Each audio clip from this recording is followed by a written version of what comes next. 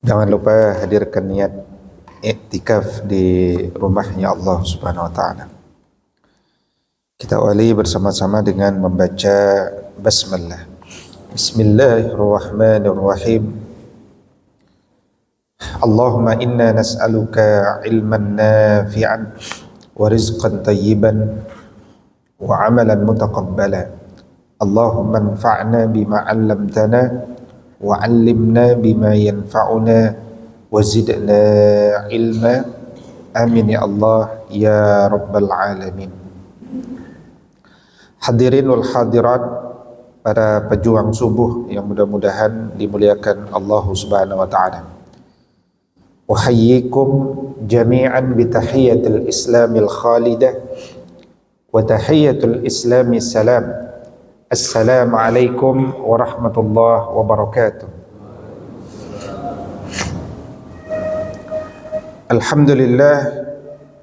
Alhamdulillahi rabbil alamin, wa bihi nasta'inu ala umurid dunya waddin.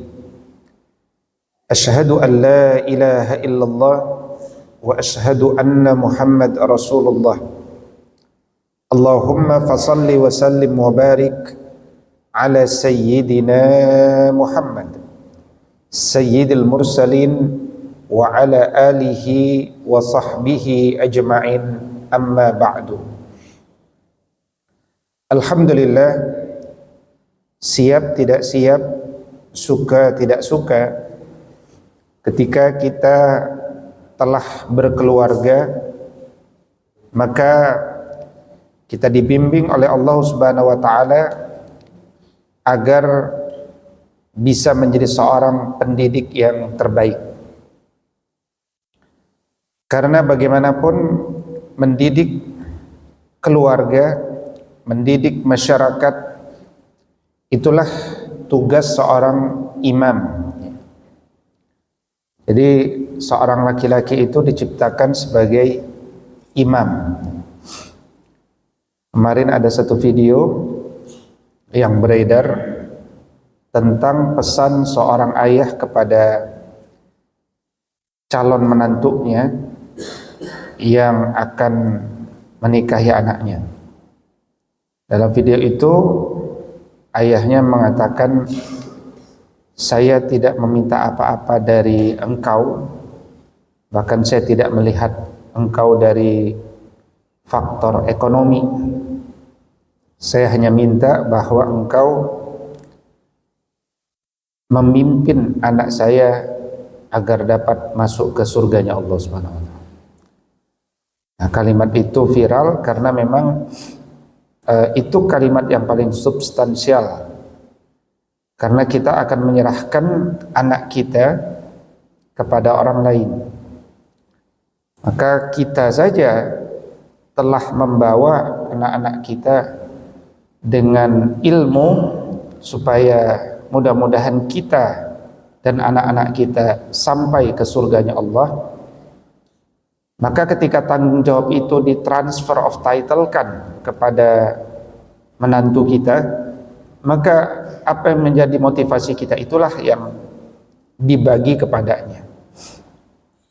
Maka membimbing anak-anak kita, baik anak kandung kita maupun menantu kita, agar mereka senantiasa berada dalam kebaikan, itu adalah sedekah yang sangat besar nilainya.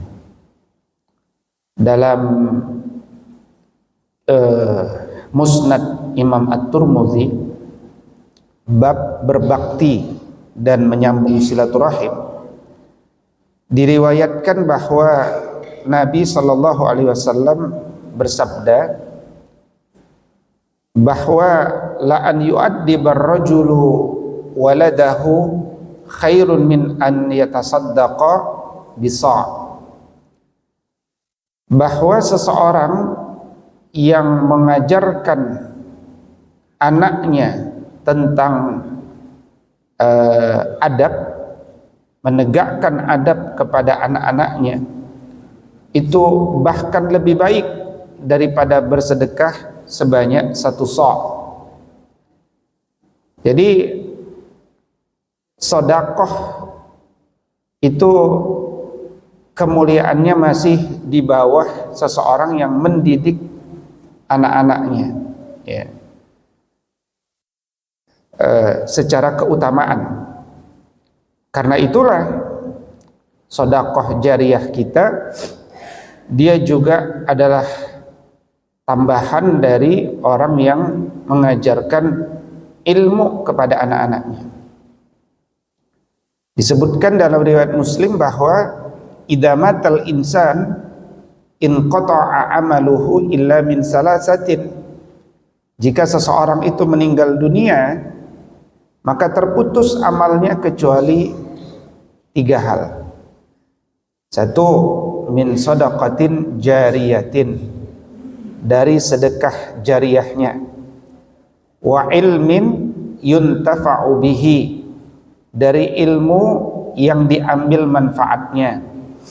Wa waladin salihin yad'u lahu, dari anak yang soleh yang mendoakan kedua orang tua. Jadi anak berilmulah anak yang mendoakan kedua orang tuanya. Kalau dia tak punya ilmu, dia jarang mendoakan orang tuanya. Mungkin ba'da sholat dia langsung punya agenda sendiri, ya. Maka disebutkan oleh Nabi SAW pula dalam banyak riwayat, inna min at-tayyabi ma akala ar-rajulu min kasbihi wa waladuhu min kasbihi. Sesungguhnya yang paling baik dari makanan seseorang adalah hasil jeripayahnya sendiri, dan anak itu merupakan hasil jeripayah orang tua. Jadi hadis ini mendorong kepada kita bahwa memang membesarkan anak itu penuh dengan jerih payah.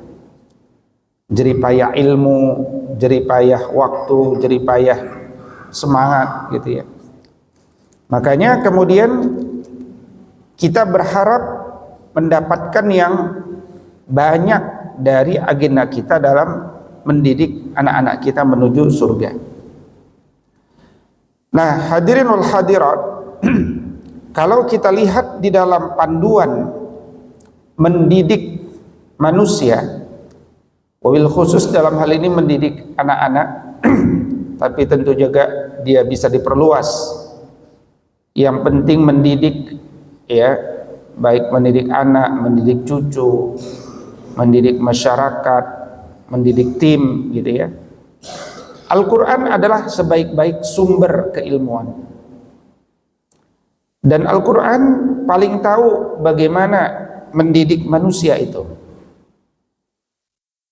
Saya kumpulkan dalam pembacaan pada Al-Quran minimal terdapat 11 metode bagaimana mendidik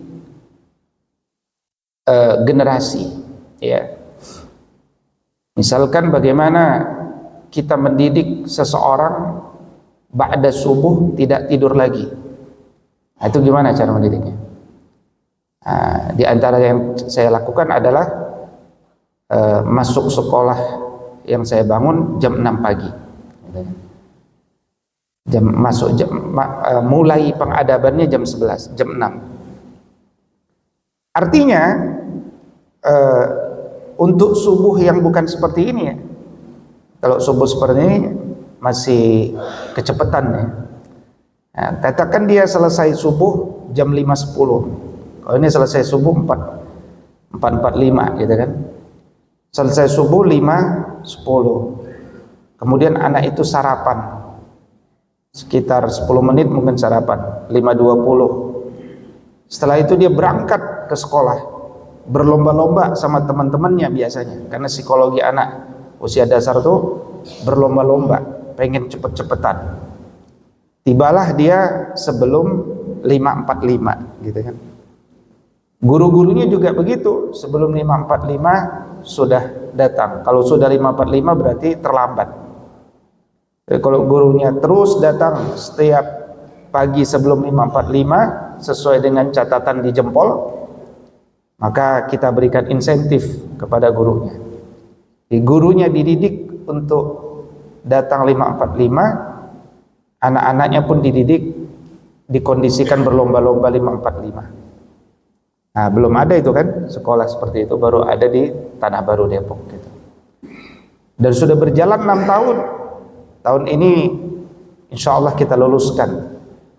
Selesai mereka setoran hafalan 30 juz dan mungkin 5 juz pilihan masing-masing mereka. Dan itu adalah cara kita menanamkan nilai-nilai dasar kepada manusia gitu ya. Jadi kalau Bapak-bapak pengen lihat ya bagaimana suasananya, coba aja datang 5.30 ke sekolah kita, lihat bagaimana wajah-wajah calon-calon generasi yang 15-20 tahun ke depan, dia mengisi pos-pos ya, pos-pos penting di negara ini ya. Dan itu butuh metode takdib namanya, butuh metode pendidikan. Bagaimana mendidik mereka? Ya, karena di dunia ini satu-satunya lembaga yang bisa mendidik manusia, atau bukan lembaga lah, satu-satunya pihak yang bisa memaksa seseorang untuk berubah, yaitu salah satunya ya dunia pendidikannya. Pak RT aja tak bisa kan memaksa warganya sholat subuh kan? Pak RW nggak bisa juga. Pak Lurah memaksa ba'da maghrib ngaji nggak bisa juga kan? Sebenarnya bisa, asal galak dikit ya. Nah, jadi Pak RW ba'da maghrib tak ada anak berkeliaran, semuanya program mengaji di rumah atau di masjid. Nah, kalau dulu orang-orang dulu kan begitu buat. Nah, jadi itu namanya metode takdib. Bagaimana seseorang mentakdib masyarakatnya untuk kepentingan. Kalau Pak RW sih kepentingan lingkungannya selalu kondusif gitu kan. Kalau orang tua kepentingannya supaya kuat imannya, sekolah juga supaya tercapai target-targetnya. Nah, di dalam Al-Quran ada 11 metode mendidik ya dalam Al-Quran. Nah, metode yang pertama dan paling utama sehingga saya letakkan di nomor 1 adalah penguatan otoritas muaddib dengan keteladanan. Nah, di sini ada istilah muaddib. Mungkin agak asing ya. Muaddib itu artinya guru. Kata guru itu dalam bahasa Arab ada muallim, ada mudarris, ada murabbi. Secara kajian linguistik bahwa kosakata muaddib itu sudah mencakup makna muallim, mudarris, murabbi. Ya, kalau mudarris itu tadris, muallim itu ta'lim, murabbi itu tarbiyah. Tadris lebih condong pada pengajaran. Ta'lim juga lebih condong pada mengajarkan ilmu. Tarbiyah, nah ini kan dijadikan fakultas tarbiyah gitu kan. Fakultas apa tuh tarbiyah? Fakultas pendidikan. Nah, kata tarbiyah kalau dikaji di dalam Al-Quran itu kira-kira disimpulkan mayoritas ayat-ayat Quran tentang tarbiyah, ya pendidikan dengan kosakata tarbiyah, itu hubungannya dengan apa? Dengan tumbuh kembang fisik. Tumbuh kembang fisik. Sementara mendidik generasi itu bukan hanya fisiknya yang ditumbuh kembangkan. Kalau fisiknya ya dikasih makan, gitu kan? Itu tumbuh kembang fisik itu. Kasih makan, itu tumbuh kembang fisik. Bahkan Nabi saja menjelaskan bahwa wahai para ayah, engkau belum disebut ayah yang baik kalau sekedar ngasih makan. Jadi anak itu jangan hanya dikasih makan. Kalau anak hanya dikasih makan, apa bedanya sama kucing? Ada yang merah kucing. Kasih makan kan, pagi kasih makan, siang kasih makan, sore kasih makan, tumbuh kembang dia. Terus anak kita cuma begitu, kasih makan, kasih makan, kasih makan. Ya sama, itu namanya tarbiyah. Ya, memberikan tumbuh kembangnya. Karena apa? Karena anak kita punya akal. Berarti akalnya harus dicerdaskan. Bahkan dia punya jiwa, jiwanya harus dibersihkan. Bagaimana membersihkan jiwa? Coba kita renungkan. Ini kan kita manusia itu punya 3 unsur ya minimal. Sebenarnya 2 unsur, unsur ruh dan unsur jasad. Ruh ditiupkan pada jasad. Nah, yang kita sering perhatikan tuh jasad. Fisik anak kita sehat, memang begitu seharusnya. Kita didik dia bisa makan, dengan minum, ya, kita ajak dia jalan pagi. Nah, itu fisik gitu, ya. Maka tanggung jawab seorang ayah dan bunda adalah bagaimana fisik anak-anaknya sehat, matanya sehat, berarti jangan dikasih handphone sejak kecil, gitu kan? Jiwanya sehat, sama juga, jangan dikasih handphone buat sejak kecil, gitu kan? Fisiknya sehat, sama juga, jangan dikasih handphone sejak kecil, gitu. Khusus handphone itu 3-tiganya tuh. Akalnya akan rusak, jiwanya akan rusak, jasadnya pun akan rusak. Jasad rusak itu mulai dari matanya rusak, pendengarannya, ya. Kemudian karena dia tidak bergerak, jantungnya pun akan rusak. Kalau dia sambil ngemil, tubuhnya pun akan rusak karena membesar. Jadi gara-gara handphone bisa banyak tuh fungsinya, fungsi kerusakannya. Jiwanya akan rusak. Coba buktikan datang ke rumah sakit jiwa khusus anak di Cianjur, ya kan? Main-main aja ke sana, lihat apakah sel-selnya penuh. Kalau penuh, isinya anak-anak yang bagaimana, gitu kan? Nah, itu nanti akan disimpulkan sendiri bahwa mayoritas penyakit anak hari ini adalah disebabkan gadget. Jiwanya rusak, ya, jiwanya rusak. Kemudian akalnya malas mikir. Ciri akalnya malas mikir itu nanti apa? Itu anak demennya beli barang, nggak pernah mau jualan barang. Kita kan harus mendesain gimana anak-anak di usia 20 tahun ke bawah, mereka itu sudah punya uang sendiri. Itu desain kita harusnya. Tapi bukan dengan jadi gamers, ya, dengan jualan fisik tuh. Kalau nggak jualan fisik, jualan jasa dah minimal. Rasul SAW jualan jasa tuh, umur 20 tahun. Gimana kita didik generasi kita umur 20 sudah mulai berusaha mencari uang, bahkan sudah punya uang sendiri meskipun sedikit. Jangan sampai umur 25 masih minta dengan kita tuh. Nanti kita jadi generasi sandwich, istilah kerennya sekarang. Apa itu generasi sandwich? Ya kayak makan sandwich, kita bantuin orang tua, kita masih tetap dimintai anak, kita di tengah-tengah, kejepit. Sementara kita sudah mulai rezekinya terbatas karena usia, gitu kan? Di satu sisi kita bantuin orang tua, di sisi lain kita masih digerogoti oleh anak. Nah, itu namanya istilah keren sekarang sandwich generation. Ya.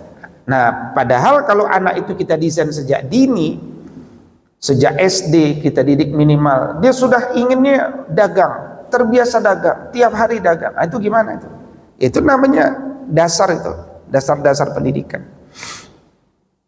Maka semua sekolah di Indonesia kalau pengen generasi emas itu ya sebelum lulus SMA sudah punya penghasilan sendiri. Coba ada nggak sekolah sekarang yang target lulus sudah punya uang sendiri? Ada nggak? Nggak ada. Ya, yang ada adalah lulus dari sekolah ini, dia lulus di kampus mana, gitu kan? Nama kampus kerennya lah diurutin tuh. 1 20% lulus di UI, gitu kan? Lulus di UI. Fakultasnya apa? Yang penting lulus di UI, gitu kan? Kalau ditelusuri fakultas apa? Fakultas Politik. Dosennya siapa? Dr. Ade Armando, gitu kan? Kan gitu kira-kira. Itu kalau cuman nggak berhenti aja. Kalau dipanjangi lagi itu kan 20% alumnus kami lulus di UI Fakultas Sosial Politik dengan dosen Dr. Ade Armando. Kan begitu sebenarnya. Cuman kan nggak dihapus kan? Cuman UI-nya doang. Ya UI-nya seneng lah. UI-nya seneng, alhamdulillah kami dikasih anak-anak soleh dari bapak-bapaknya, kan gitu kira-kira. Tapi setelah di UI, apakah dia tetap dirawat seperti kita merawatnya? Akalnya apakah tetap diislamisasikan? Masjidnya aja jadi sepi sekarang. 10 tahun terakhir masjid UI ini jadi sepi. Ya, kita kalau mengadakan pengajian 10 orang, 20 orang di masjid diusir sama security-nya. Pak, ngaji tempat lain aja. Ya, lama-lama ya sepi itu masjid. Ya, mahasiswanya ditanyain, kamu rajin sholat ya? Kamu rajin sholat berarti kamu radikal ya. Bahan pelajaran agamanya bab 9 isinya sebaiknya Anda menerima bahwa wanita bisa jadi imam bagi laki-laki. Ya, yang kayak gitu diserang dari berbagai sisi. Terus apa kerennya kampus tersebut kalau itu ditemukan gitu. Nggak ada keren-kerennya. Apalagi di masa digital sekarang makin nggak keren. Kenapa? Nggak ada orang kerja ditanya kuliah di mana zaman sekarang ini. Ada nggak? Nggak ada ditanya. Yang ditanya itu anakmu bisa apa? Satu. Yang kedua, bahkan sebagian nggak nanya dia bisa apa. Kenapa? Karena mungkin dia melakukan pekerjaan yang sangat spesifik. Yang penting masuk dulu, nanti di training itu. Justru yang paling penting adalah ini anak jiwanya gimana, kebiasaannya gimana, siap berkomunikasi nggak, public speakingnya gimana, ketahanan mentalnya gimana, kepada multicultural etniknya bagaimana. Nah itu kan nggak bisa dibangun dalam semalam, itu butuh proses panjang. Ya, kemarin saya mengantarkan seorang rektor ke tempat tinggalnya di Margonda. Dia ini lulusan ITB yang lanjutin S2 S3 di Kanada. Dan 20 tahun berada di Kanada sampai kerja di industri. Jadi saya tanya, kenapa kerja industrial di Kanada? Kata beliau begini, saya itu angkatan ITB yang lulus tahun 78, 79. Saya bilang, wah saya belum lahir itu. Saya belum lahir, mereka sudah gerakan melawan Soeharto. Jadi 78 itu ternyata gerakan anak-anak ITB melawan Soeharto. Oke, tolak apa gitu dari Soeharto. Itu sampai tentara-tentara masuk ke ITB. Di pagar betis semuanya. Nah, itu masa-masa beliau ya. Sehingga nama beliau termasuk di blacklist ke luar negeri gitu kan. Nah, akhirnya ada jalan dia pun ke Kanada. Nah, satu hal yang dia bilang begini, saya itu dari ketika kuliah sudah berpikir banyak orang Indonesia lulusan barat kemudian menjalankan industri di Indonesia. Apa yang membedakan kenapa industri di Indonesia tidak semaju industri di barat? Nah, itu analisis beliau itu kenapa sama-sama lulusan barat tapi ketika di Indonesia tidak berkembang, ya mungkin industrinya, mungkin spiritnya. Maka untuk menjawab itu beliau pun menyemplung ke dunia industri untuk mengetahui langsung bagaimana budaya di barat gitu kan. Itu kata beliau sih begitu.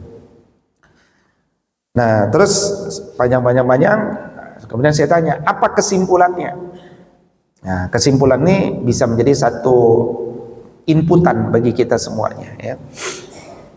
Di Indonesia ini salah satu nilai positif yang tidak ada di barat itu adalah tingkat kekeluargaannya sangat tinggi. Iya kan? Kalau kita tinggal di Jepang tuh pusing kita. Tinggal di Australia juga gitu. Di Australia itu ya sama lah barat secara umum. Kalau anak sudah umur 17 tahun dia boleh lepas. Akhirnya banyak orang-orang tua ya tidak lagi jalan sama anak itu di usia tua.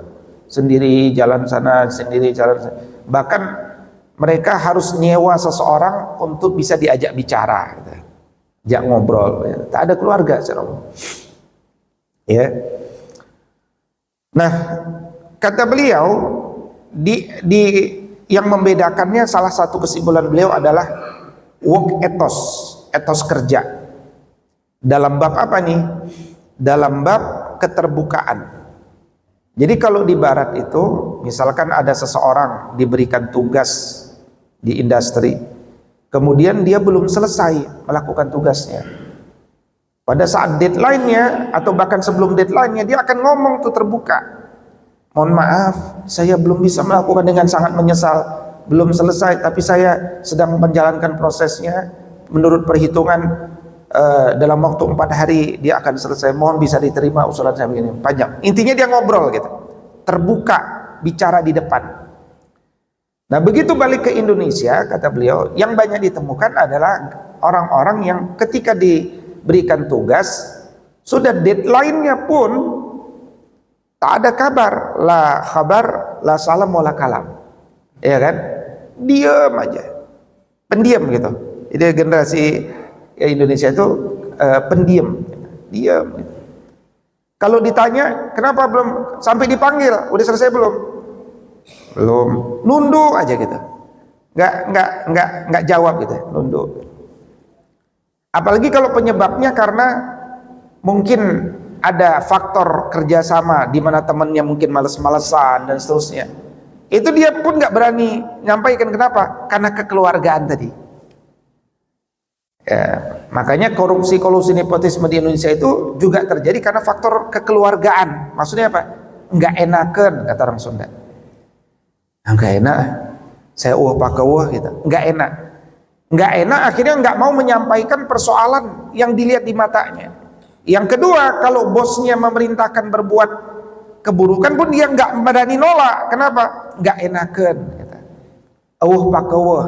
Itu karena tingkat kekeluargaan yang sangat tinggi. Ada positif dan negatifnya. Tapi kalau di Indonesia orang itu bekerja bagus, itu dianggap biasa. Jarang yang bisa memberikan apresiasi. Nah kalau di Barat, mereka terbuka di depan. Kalau baik dia akan bilang, thank you very much, you are good, I appreciate you, gitu kan. Jadi semuanya itu serba terbuka ngomong di depan kalau di Barat. Kalau di Indonesia mereka tidak bicara di depan, cenderung akhirnya membicarakan, kalau dia sedang kesal membicarakan di belakang. Nah, sementara di orang Barat nggak pernah bicara di belakang. Ada, tapi maksudnya tidak menjadi budaya umum. Padahal sejak SD di Barat itu tidak pernah diajarkan bahayanya gibah. Nggak ada tuh di SD mereka, gibah itu nggak boleh ya, itu seperti memakan bangkai saudaramu, gitu kan? Nggak ada. Tapi mereka terbiasa tuh untuk menyampaikan ekspresinya. Di kita sampai diajarin gibah itu haram, itu seperti memakan bangkai. Tetap aja kalau kita bicara itu pengennya bicara di belakang. Nah itu culture namanya. Ya, makanya ada orang lama di Barat ketika ke Indonesia mengalami culture shock. Ya, budaya shock dengan budaya yang berbeda. Nah, pertanyaannya kita ambil positifnya atau ambil negatifnya gitu. Nah, itu contoh yang mungkin saya angkat terkait dengan bahwa kalau kita ingin mendidik seseorang, baik dalam berdakwah atau dalam keluarga, perhatikan diri kita dulu, kuatkan otoritas kita dulu sebagai muaddib, sebagai pendidik yang berorientasi pada keadaban. Dan salah satu penguatan otoritas adalah dengan apa? Dengan keteladanan. Ya, antum memberikan keteladanan terus-menerus, itu akan membentuk otoritas bahwa Anda itu memang layak didengar gitu. Membangun kewibawaan. Nah, kalau kewibawaan itu bukan dengan gagah-gagah dan marah-marahan, tidak. Dalam ilmu itu kewibawaan akan dibangun dengan konsistensi. Konsistensi bicara apapun nggak pakai hawa nafsu, tapi pakai ilmu. Di ayah memberikan peraturan kepada anak-anaknya dengan ilmu, bukan dengan ego. Apa ciri dengan ilmu? Ngukurnya gimana pakai ilmu? Gampang. Tanya kepada anak kita supaya bertanya kepada sesiapapun orang di dunia ini yang ahli ilmu, kira-kira peraturan yang dibuat bapaknya itu memang seperti itu apa adanya atau terlalu berlebihan. Nah, itu aja gampangnya. Karena Islam itu rahmatan lil alamin, rahmat bagi semesta alam. Maka kalau seorang ayah mendidik dengan ilmu terus konsisten, nggak pakai perasaan, itu kebangun tuh wibawa seorang ayah tuh di mata anak-anaknya. Ya, kita nyuruh anak kita sholat, tapi kita tak pernah sholat. Sederhana. Makanya dalam Quran surat Al-Baqarah ayat 44 Allah berfirman tuh, a'udzubillahi minasyaitonir rajim, atamuruna an-nasa bil birri wa tansawna anfusakum wa antum tatlunal kitab afala taqilun. Menarik kan teman-teman. Ujungnya adalah kalian berpikir nggak sih gitu. Awalannya apa? Kalian perintahkan manusia berbuat kebaikan sementara kalian tidak perintahkan diri kalian melakukan kebaikan yang serupa. Kalian mikir nggak sih gitu. Nah, itu kan ayatnya bukan berarti jangan dimaknai oh berarti mendingan saya nggak mengajak, mendingan saya tidak memerintahkan kebaikan dong, gitu kan? Bukan, justru perbaikilah diri kita, lakukanlah untuk diri kita, dan saya sering sampaikan, nikmati dulu dalam diri kita. Kalau udah nikmat, barulah bagi kenikmatan itu pada manusia, termasuk manusia terdekat dalam hidup kita, yaitu siapa? Anak kita, atau kalau di kantor tim kita, ya. Jadi kepada anak, kepada tim kerja itu kita cuman berbagi aja, berbagi apa yang sudah kita nikmati dari iman, adab, ilmu, amal. Ini sholat subuh ini nikmat nggak Pak? Nikmat bagi yang sudah merasakannya. Tapi musibah bagi orang yang belum tahu ilmunya tuh. Kan musibah, bapaknya nyuruh dia sholat subuh, jalan dari sono ke sini, musibah ini, ya kan? Aduh, ngantuk-ngantuk suruh sholat subuh gitu kan? Kalau dia tidak tahu why ayah saya disuruh sholat subuh, dia akan anggap ini musibah. Ya, why? Makanya pelajaran pendidikan itu adalah bukan pakai pokoknya. Dah jangan banyak nanya, pokoknya kamu sholat. Kalau mau pokoknya. Kalau ilmu pokoknya itu bukan pendidik gitu. Pendidik itu ngobrol. Betapa mulianya ahli subuh, ya kan? Sampai Imam An-Nawawi dalam bab ketiga dari kitab adab yang berjudul At-Tibyan fi Adabi Hamalatil Qur'anil Karim, beliau mengangkat satu teks agama ya, hadis qudsi ya, di mana Allah Subhanahu wa taala berfirman, mereka yang sholat subuh itu berada dalam penjagaanku, maka barang siapa yang mengganggu orang yang sholat subuh, itu sama saja mengganggu apa yang sedang berada dalam perlindunganku. Itu menunjukkan wali Allah itu pintu pertamanya sholat subuh. Kan kita kan ingin ya jadi wali Allah ya, waliullah ya, waliullah itu penolong agama Allah. Itu pintu awal wali itu adalah menolong meramaikan masjidnya di waktu subuh gitu. Itu baru wali itu. Jangan ngaku wali kalau nggak pernah sholat. Sekali-sekalinya sholat di atas air gitu. Itu bukan wali Allah ya. Itu wali syaitan. Kenapa sholat itu di masjid? Ya. Nah, itu waliullah. Nah, orang yang sholat subuh itu berada dalam penjagaan Allah. Karena dia sudah menolong Allah, minimal masjid itu ramai. Seluruh laki-laki yang ada di rumahnya udah disiapkan itu 15 menit sebelum subuh, sebelum azan. bangun wudu, kalau perlu sholat tahajud dulu, supaya jangan terbangun pas ngantuk-ngantuk gitu kan. Siapkan. Nah, itu butuh otoritas muadzin. Makanya dalam Quran surat As-Saff surat 61 ayat kedua Allah berfirman, ya ayyuhalladzina amanu lima taquluna ma la taf'alun kabura maqtan indallahi an taqulu ma la taf'alun. Wahai orang-orang beriman, ya, 89 kali Allah ulangi kalimat wahai orang-orang beriman, wahai orang-orang beriman. Ya, lima taquluna ma la taf'alun. Kenapa engkau mengatakan apa yang engkau tidak kerjakan? Artinya apa? Kerjakan dulu, nikmati baru katakan. Karena amat besar kemurkaan di sisi Allah mereka yang mengatakan apa yang mereka tidak kerjakan. Ya. Maka itu yang pertama, ya, terkait tentang otoritas kita dulu dikuatkan. Yang kedua, nah ini sebelum yang kedua, lewat di ingatan saya ada seorang nenek yang sangat otoritatif di kalangan cucu-cucunya. Cirinya apa? Bapak ibunya nggak bisa ngarahin cucu-cucu ini, nenek itu bisa. Nenek itu bisa. Jadi cucu-cucunya kalau ada neneknya diarahkan, kasih nasihat, dengerin semuanya.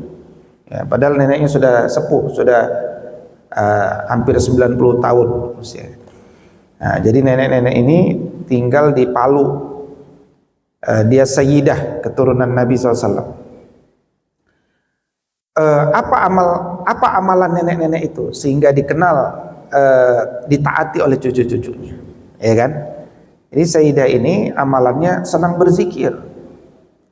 Nah, dia kalau pagi duduk di sebuah tempat zikir panjang, dan semua zikir yang dia baca ditawasulkan untuk seorang cucunya. Saya katakan dia punya cucu 10. Satu cucu khusus namanya disebut. Habis itu dia bergerak pindah ke tempat yang lain gitu kan. Itu olahraganya dia itu begitu, bergerak sana bergerak ke sana. Zikir lagi panjang. Panjang itu kan. Dia tawasulkan zikir itu untuk cucunya yang kedua. Bergerak lagi dia ke sana gitu. Ya, amalannya tiap hari zikir.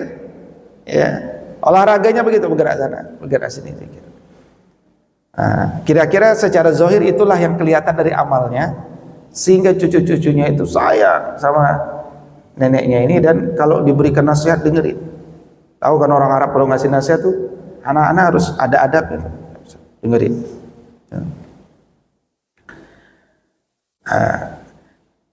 Yang kedua, metode ta'dib dalam Al-Quran adalah dengan diskusi ngobrol gitu, ya. Dan diskusi-diskusi yang kita lakukan itu mengandung nasihat, kan tawassaw bil haq wa tawassaw bis sabar. Tawassaw bil haq, nasihat itu isinya harus ilmu. Bil haq itu kebenaran, ilmu. Jangan berikan nasihat yang bertentangan dengan ilmu atau pakai perasaan kita, ilmu. Ya, sehingga nasihatnya ilmiah. Ilmiah itu berdasarkan ilmu. Ya. Dan orang yang berdiskusi dengan ilmu, maka mereka adalah terlihat orang-orang yang tunduk kepada Allah, karena sumber ilmu itu dari Allah. Maka innama yakhshallaha min ibadihil ulama. Sesungguhnya yang tunduk kepada Allah itu adalah para orang yang punya ilmu. Ya. Nah, diberikan nasihat-nasihat, mengandung nasihat, yang nasihat itu dapat difahami. Ya, ciri kalau kita diskusi dengan anak mengandung nasihat dan dia faham, setelah kita sampaikan, minta dia mengulangi kembali. Kalau kita diskusi, coba tadi kakek bicara apa? Apa poin-poinnya gitu. Nggak boleh dia ngalir saja. Ngalir harus disimpulkan dulu. Ngalir lagi, simpulkan lagi. Jadi dikonfirmasi namanya. Sehingga dia mendapatkan afirmasi. Nah, itu pendidikan. Ini sekarang banyak anak-anak Indonesia, persoalannya meskipun kita hidup di era informasi, tapi ternyata dia tidak bisa menyampaikan informasi. Coba aja tes. Ya. Saya di kampus juga begitu, di Ibnu Khaldun Bogor, anak-anak itu ya, anak-anak usia 26, 25, 24, anak S1 baru kuliah S1. Saya sampaikan materi 15 menit, habis itu saya tanya, coba kamu ulangi lagi apa yang saya sampaikan, poin-poinnya gitu kan. Nggak ada yang bisa jawab, Pak. Ya. Jadi ada kesulitan menyampaikan langsung gitu. Kenapa? Karena terlalu lama dididik sama handphone tuh. Di mana handphone tuh menikmati, dia diam aja, dia menikmati, susah berkata-kata. Ini kita belum bicara kalau ada orang berani aja ngomong di depan masih gugup, itu udah cakep. Keberanian itu hal yang lain. Ini menyampaikan ulang saja masih persoalan. Nah, apalagi sekarang adanya chat GPT, AI. Sekarang saya buat buku 1 jam udah jadi, gitu, kira-kira kan, dengan AI itu. Ya, apa persoalannya dengan AI itu? Karena jawabannya udah ada, terus ngapain Anda harus sekolah, gitu kan? Tapi persoalannya kemudian adalah Anda harus nanya apa? Itu yang sekarang bingung manusia itu. Nanya apa? Bukan jawabannya apa. Kalau dulu orang mikir jawabannya apa. Sekarang jawabannya udah ada. Mau nanya apa? Saking tak ada yang mau ditanyakan, akhirnya dia bingung buat pertanyaan. Nah, anak-anak yang nggak bisa buat pertanyaan, anak-anak yang nggak bisa menceritakan kembali ilmu yang disampaikan, anak-anak ini tipikal yang musibahnya adalah anak-anak tipikal yang sombong. Ya, kenapa? Nggak mau belajar, nggak mau bertanya, nggak mau ini. Kenapa? Karena dianggap ilmu itu sudah ada di tangannya. Adalah kapan semuanya udah ada jawabannya di sini. Coba aja telusuri deh. Coba telusuri kalimat saya. Itu sudah teliti dengan banyak orang. Ada yang beda di sini. Maka ketika orang Indonesia hari ini masih berlomba-lomba pendidikan pakai handphone, di Barat sekarang sudah mulai satu persatu membuang handphone. Ya, contoh terdekat Selandia Baru. Ya, presidennya membuat kebijakan tidak ada lagi gadget sama sekali generasi muda. 3 pekan lalu di Belanda, ya kan? Kemudian Juni 2023 penanggung jawab kesehatan Amerika ya, sampai berpidato khusus tentang kita mulai buat kebijakan tidak ada handphone. Nah, yang menarik di Juni 2023 diteliti banyak negara termasuk UGM meneliti di Amerika, di Eropa muncul budaya baru di Gen Z-nya. Budaya di mana mereka udah bosen dengan kecanggihan handphone. Ya, handphone itu terlalu canggih, kalau foto bagus, jernih gitu ya. Akhirnya mereka ganti pakai handphone yang jadul, yang masih ada kameranya 720 piksel ya, 1,2 megapiksel. Itulah buat foto berbagi di antara mereka, karena bagi mereka ini pengalaman baru. Ini foto yang kayak gini ini artistik nih gitu kan. Nah, kalau kita karena melewati foto itu fotonya jadul bagi kita. Tapi bagi anak Gen Z yang nggak pernah mengalami foto itu, dia cari itu. Itu terjadi budaya baru itu. Diteliti oleh para psikolog tuh. Budaya apa nih? Di Jogja, silakan cek nanti Budi Mulia, SMA Budi Mulia Internasional. 5 tahun terakhir kurikulumnya pakai gadget. SMA loh ya, bukan SD, SMP, SMA lagi. 5 tahun terakhir pakai gadget ya. Tahun ini, tahun ajaran 2024-2025 mereka putuskan tidak ada lagi gadget, stop gadget. Karena hasil analisis, padahal baru 5 tahun nih pakai kurikulum gadget, dia simpulkan bahwa pada implementasinya berbeda dengan tujuan kami memberikan gadget itu. Akhirnya lebih banyak mudorotnya lah kalau bahasa kita, bahasa agamanya, gitu kan? Diganti sama apa? Diganti dengan membaca 1 buku per semester. Dia sediakan 13 judul buku itu. Nah, dia harus pilih 1 dari 13 judul buku itu per semester dan mempresentasikannya. Ya, di Harvard, sekelas Harvard, program S1 sekarang sudah menghentikan perkuliahan dengan tugas buat makalah. Tak ada lagi buat makalah sekarang. Ya. Ya, semuanya by interview lagi, ngobrol langsung. Karena memang ya ngapain juga buat makalah. Orang 1 menit udah jadi makalahnya sekarang. Ngapain buat makalah? Pakai ChatGPT 1 menit udah jadi. Nah, maka kita yang beradaptasi itu. Karena penelitian juga menegaskan orang yang sukses di masa depan adalah orang yang menjadikan AI itu sebagai asistennya, bukan sebagai profesornya. Tetap yang memikir itu adalah diri kita. Maka kemampuan diri kita dalam berpikir itu, menganalisis itu yang harus dikembangkan di dunia pendidikan. Nah, ini butuh diskusi, nasihat yang memahamkan dan bimbingan langsung. Ya. Dan bimbingan langsung. Makanya kalau kita lihat ya bagaimana cara Allah Subhanahu wa taala mendidik para pembaca Al-Qur'an. Lihat misalkan dalam Quran surat Al-Baqarah ayat 83. Ya.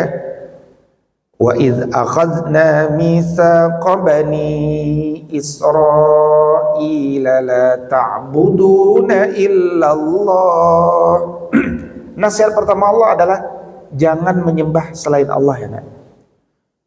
Itu akidah namanya. Yang kedua, wa bil walidaini ihsana. Berbuat baiklah kepada kedua orang tua. Akhlak ini. Habis akidah akhlak ya kan?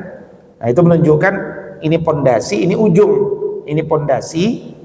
Ya, ilmu pertama ilmu tentang Allah. Ujungnya adalah akhlak. Jauh-jauh belajar agama, ujungnya adalah akhlakmu sama orang tua bagaimana? Wa bidil qurba wal yatama wal masakin, dan juga kepada kerabat, anak-anak yatim, orang-orang miskin. Wa qulu linnasi husna. Kalian kalau ngomong sama manusia di seluruh dunia ini, bicaralah yang baik. Tidak boleh ngomong anjir, anjay. Ya, hatta di WhatsApp, coba baca WhatsApp anak-anak kita, ada nggak anjir, anjay? Kalau ada, itu musibah handphonenya.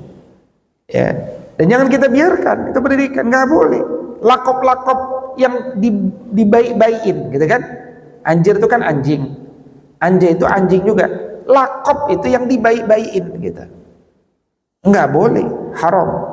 Lakop-lakop itu. Wa qulu linnasi husna. Berkata kepada manusia dengan yang baik.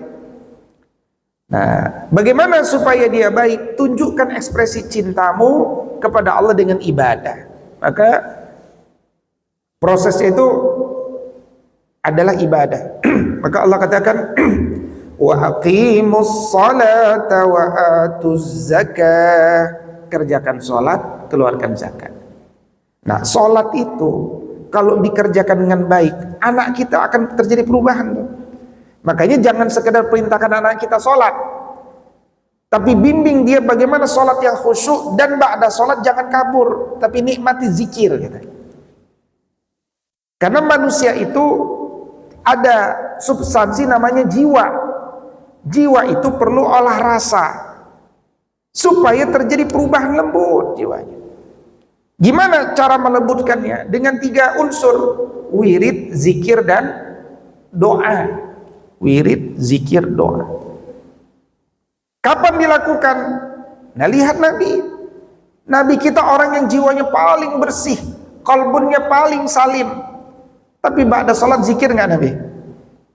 Zikir. Zikir panjang. Sekarang kita lihat anak SD jarang berzikir, SMP, SMA apalagi, anak kuliah jarang zikir juga. Ya kan? Jarang zikir. Kenapa? Enggak kita biasakan zikir. Zikir. Nabi SAW orang yang paling bersih jiwanya. Di pagi hari, zikir pagi. Ada zikir ba'da salat, ada zikir pagi tuh. Ada zikir petang. Nabi SAW orang yang paling bersih jiwanya menjelaskan, fa inni astaghfartu fil yaum wa atubu ilai aktsaru min 70 marrat. Setiap hari aku berzikir dan bertaubat kepada Allah lebih banyak dari 70 kali. Nabi. Pertanyaan, kita baca istighfar sehari berapa kali? Ternyata banyak yang istighfarnya sehari cuma 3 kali 5 waktu sholat. Iya kan? 3 kali 5, 15 ya. Tambahkanlah Sayyidul Istighfar 1, cuma 1 kali 5, 5. 5 tambah 15 cuma 20. Kita bukan nabi gitu kan. Nabi saja lebih banyak dari 70 kali, dalam riwayat lain 100 kali. Kita cuma 20 kali. Siapa kita gitu kan. Wajar kalau hati-hati kita tidak lembut. Akhirnya muncullah kalimat anjir, anjay gitu kan. Tapi kalau kita senang berzikir nggak pantas akhirnya kita ngomong itu. Nah, itu pentingnya jiwa dikasih makan dengan apa? Wirid, zikir dan doa. Hadirin wal hadirat, kira-kira itu pengantar ya, baru pengantar yang saya sampaikan daripada metode mendidik manusia dalam Al-Quran. Pertama, jadikan diri kita orang yang layak sebagai muaddib, otoritas. Dengan apa? Dengan cara selalu bicara dengan ilmu dan memberikan keteladanan yang konsisten. Yang kedua adalah senang diskusi dengan anak-anak kita yang isinya nasihat dari ilmu, dan nasihat itu difahami oleh mereka dengan cara apa? Dikonfirmasi sampai dapat afirmasi. Dan kemudian kalau dia butuh, itu kan teori, nasihat itu teori. Kalau butuh praktis, kita pun harus biasa turun langsung. Ah, gini caranya, prakteknya begini. Ya, karena banyak anak-anak sampai umur 25 belum akil. Itu banyak dosen sudah sampaikan. Sekarang banyak anak S2 belum akil. Padahal baliknya udah lama itu. Ya, belum akil. Dia bahkan belum bisa membedakan yang abstrak, yang konkret. Dia masih berpikirnya itu lemah. Nah, itu karena banyak faktor, ya kan. Nah, kita bantu gitu. Baik, sebelum ditutup ada yang mau didiskusikan, dipersilahkan.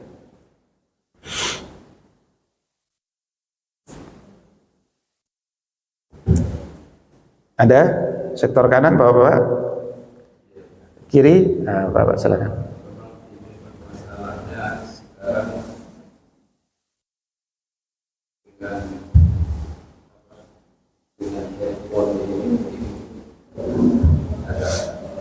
Metode-metode yang ada komunikasi langsung antara kita dan anak itu susah dilaksanakan sekarang. Agak susah pakai mulut, tapi pakai teks dia. Ya.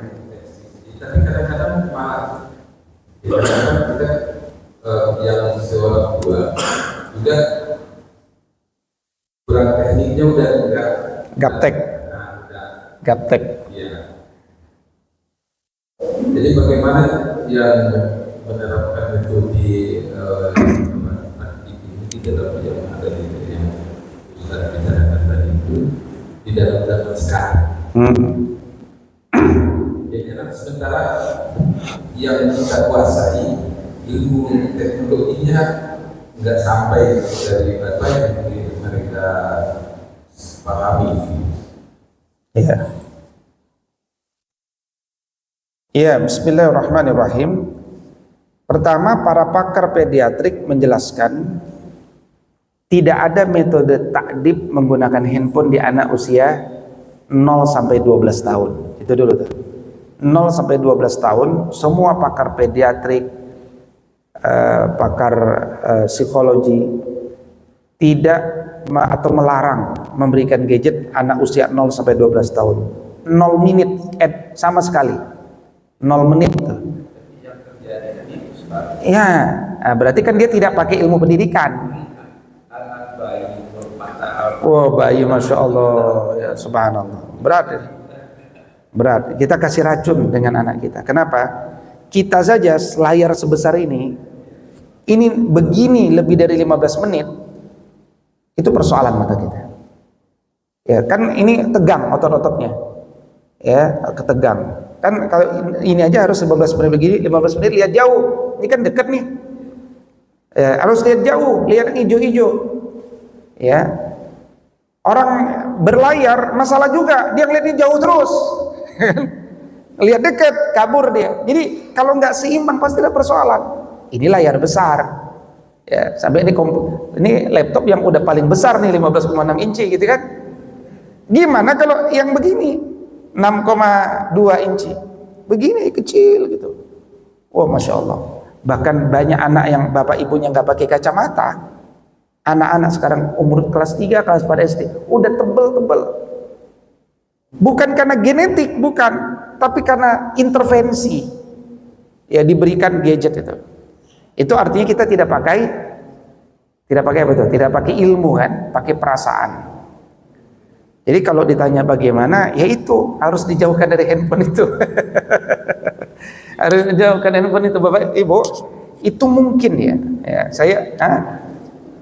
Itu makanya kita tuh harus mau latar belakang S1, S2 kita apapun ya, mau polisi, mau kejaksaan, mau kedokteran gitu ya. Kalau kita sudah tahu itu persoalan, ya harus kita lakukan gitu. Ya, ini Bapak Ibu, ini contoh ya. Saya kira belum ada sekolah di Indonesia yang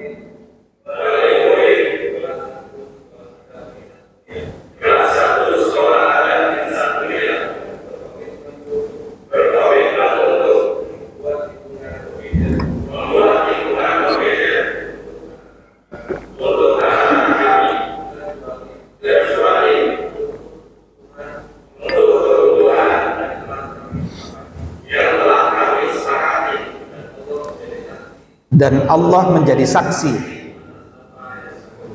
atas apa yang kami ucapkan. Ini kelas 1, kelas 2, kelas 3, semuanya satu-satu Pak, saya suruh ini. Ya. Jadi saya tuh ngasih teori, ngasih praktek, karena Indonesia harus contoh ini sekolah ini bagi saya gitu. Karena tak ada sekolah yang berhasil ngarahin orang tuanya. Jadi ceritanya kenapa ada begitu? Karena setahun sebelumnya kita udah sepakat ada gadget. Namanya manusia, imannya naik turun kan? Saya bisa menduga ini anak terpapar handphone lagi nggak oleh orang tuanya, itu saya bisa duga. 1212 saya ketemu tuh. Caranya gimana Pak? Saya tahunya dari mana? Ya, ini penelitian terbatas ya. Diajak ngomong kadang kurang nyambung, ya kan? Susah konsentrasi. Mulai ada kalimat-kalimat aneh. Kalimat aneh dari mulutnya. Itu aja kita udah wah ini pasti ada sesuatu nih. Dugaan-dugaan dulu yang muncul. Setelah dikonfirmasi benar.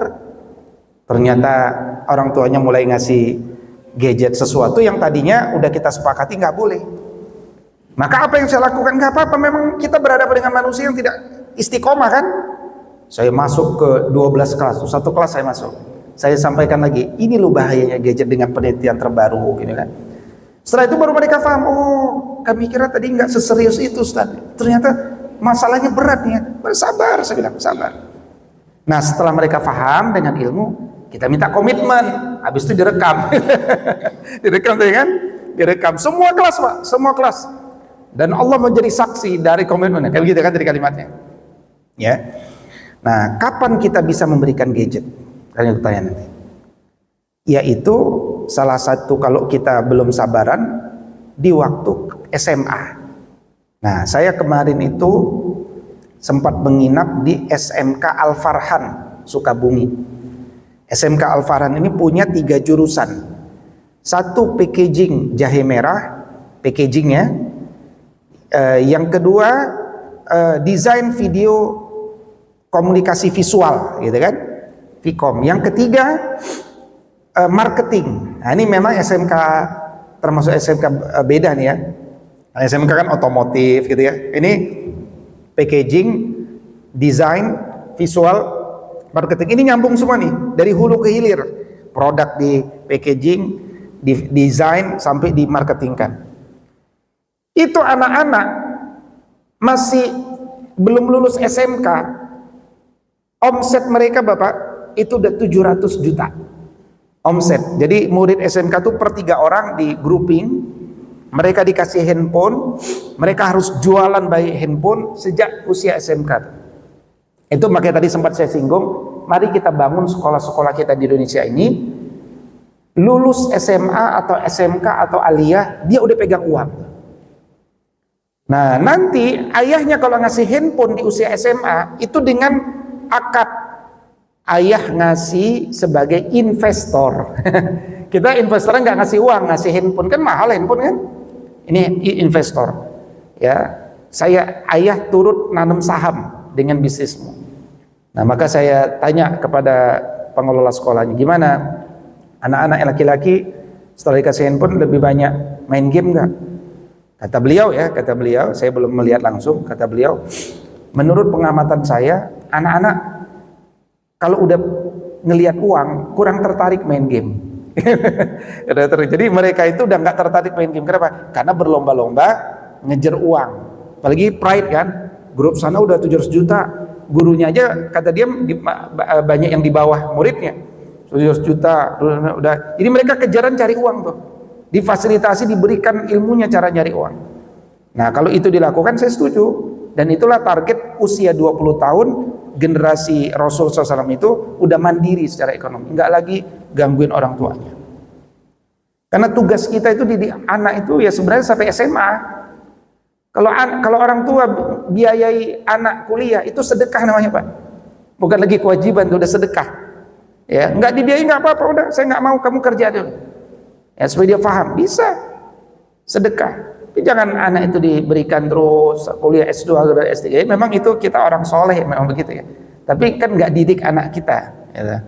Banyak juga anak-anak lulus S2 S3 tak bisa apa-apa karena ilmu itu bukan hanya dari kampus. Itu persoalan kita. Ilmu itu dari masyarakat. Makanya kata Syed Muhammad Aqib Al-Atas, tak semua orang layak kuliah. Belum tentu.